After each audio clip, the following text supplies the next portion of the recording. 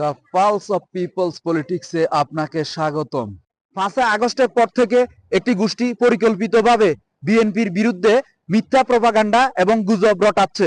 এই গোষ্ঠী বা চক্র বিএনপির অধিকাংশ নেতাকর্মী নাকি চাঁদাবাজি, দখলদারি, লুটতরাজ এমন কোনো হীন অপকর্ম নাই যেটার সাথে নাকি বিএনপির নেতাকর্মীরা জড়িত। অথচ তাদের এই গভীর ষড়যন্ত্র এবং চক্রান্তের বিরুদ্ধে কথা বলার জন্য বিএনপির অধিকাংশ নেতাকর্মী নিশ্চুপ। এই চক্র বা গোষ্ঠীটি যেভাবে মিথ্যা প্রপাগান্ডা ছড়াচ্ছে, এর বিরুদ্ধে বিএনপি বা বিএনপির মিডিয়া সেলের ভূমিকা অত্যন্ত নগণ্য এবং ক্ষুদ্র। বিএনপির প্রত্যেকটা নেতাকর্মীকে এখনো সোচ্চার হতে হবে। এই মিথ্যা গভীর ষড়যন্ত্রের বিরুদ্ধে এখন যদি আমরা প্রতিবাদ না করি, কথা না বলি, তাহলে এরা আমাদের বিরুদ্ধে যেভাবে ষড়যন্ত্র করে যাচ্ছে তার সীমানা একটা সাগরের মতো হয়ে যাবে। তাই আসুন প্রতিবাদী হই, সোচ্চার হই। বিএনপির কোন নেতাকর্মী যদি অবৈধ কোনো কাজের সাথে, দখলবাজি, চাঁদাবাজির সাথে জড়িত থাকে, তাকে আইনের আওতায় তুলে দেয়। বিএনপিতে শহীদ জিয়ার আদর্শে একটি দলে কোনো প্রতারক চক্রের, কোনো দুর্নীতিবাজের, কোনো চাঁদাবাজের ঠিকানা নেই। আপনারা ইতিমধ্যে দেখেছেন যে কোনো অনিয়ম, সেটা চাঁদাবাজি হোক, দখলদারিত্ব হোক, সবকিছুর বিরুদ্ধে বিএনপির নীতি নির্ধারণী পর্যায় থেকে জিরো টলারেন্স দেখানো হয়েছে। সরাসরি তারেক রহমানের নির্দেশে যারা এই ধরনের অপকর্মে জড়িত তাদের বিরুদ্ধে দলীয়গতভাবে ব্যবস্থা নেওয়া হয়েছে, ইভেন আইনগত ব্যবস্থাও নেওয়া হয়েছে।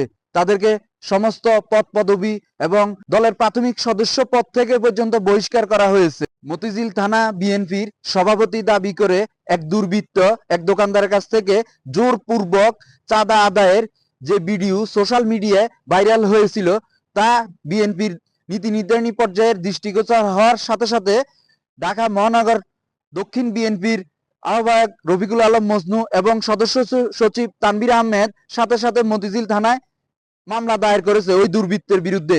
তাই বিএনপিতে কোনো দুর্বৃত্তের ঠাঁই নাই, বিএনপিতে কোনো চাঁদাবাজ, দখলদারের ঠাঁই নাই।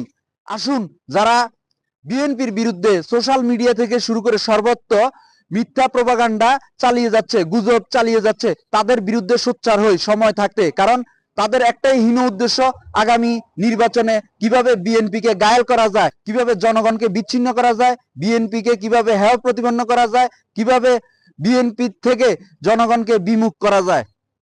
বিএনপির বিরুদ্ধে এই ধরনের মিথ্যা প্রপাগান্ডা এবং গুজব ছড়ানোর একটাই হীন উদ্দেশ্য, সেটা হচ্ছে আগামী নির্বাচনে বিএনপিকে জনবিচ্ছিন্ন করা, জনগণের কাঠগড়ায় দাঁড় করানো। তাই এই চক্রান্ত এবং ষড়যন্ত্র রুখতে হলে বিএনপি এবং বিএনপির কর্মী আমরা যারা আছি তাদেরকে সোশ্যাল মিডিয়ায় প্রতিবাদ করতে হবে। কারণ বিএনপি আগামীতে 31 দফা বাস্তবায়নের মাধ্যমে ক্ষমতায় গেলে ইনশাআল্লাহ জনগণের জন্য কাজ করবে। বিএনপিতে কোনোদিন কোনো চাঁদাবাজ, দখলদার, কোনো সন্ত্রাসীর ঠাঁই নাই। তাই আসুন সোচ্চার হই, প্রতিবাদী হই। যেই কোনো অপকর্মের বিরুদ্ধে, যেই কোনো সন্ত্রাসের বিরুদ্ধে, যেই কোনো চাঁদাবাজের বিরুদ্ধে, যেই কোনো দখলদারদের বিরুদ্ধে আমরা প্রতিবাদী কণ্ঠস্বর হই, প্রতিবাদ করি, তারেক রহমানের হাতকে শক্তিশালী করি। যতদিন না পর্যন্ত আমরা সোশ্যাল মিডিয়ার গুরুত্ব বুঝবো, ততদিন পর্যন্ত এই ধরনের মিথ্যা প্রপাগান্ডা এবং গুজবের মাধ্যমে বিএনপিকে কোণঠাসা করার চেষ্টা করবে। তাই এক পাশে সংস্কার হচ্ছে, অন্য পাশে নির্বাচনের জন্য প্রস্তুতি নিচ্ছে। তাই আসুন বিএনপিকে জনগণের দল হিসেবে প্রতিষ্ঠা করি।